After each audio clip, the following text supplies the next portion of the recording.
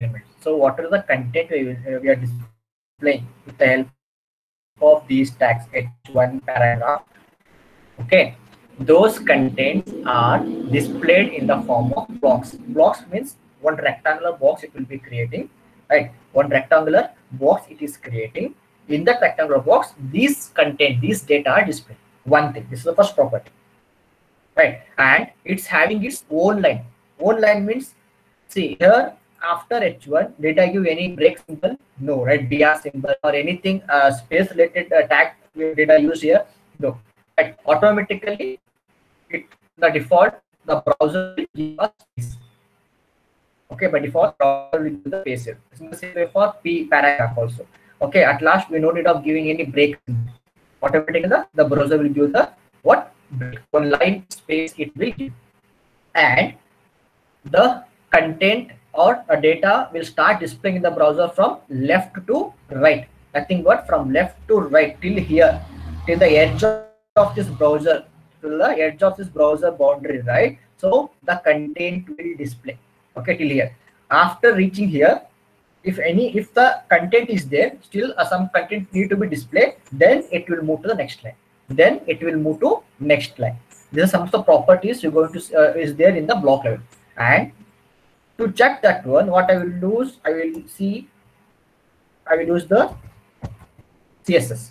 Okay, go to style. I'll apply H1 style to up to H1. I will apply now.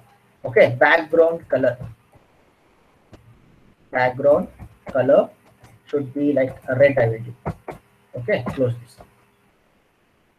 Right, then use the close the style.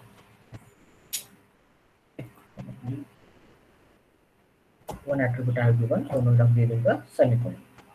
Right, so save this.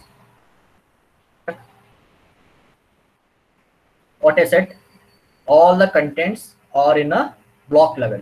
So if I am using what background color for H1 means it's showing in a rectangular box from left to the right. So if I add some additional content, okay, additional content here like SAVI college is in Bangalore, some words I will use, so it will reach till here.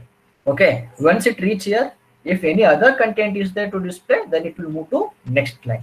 Then it will move to next line, right? So automatically it will be taking the line space. This is what a block element is. This is what a block level element is.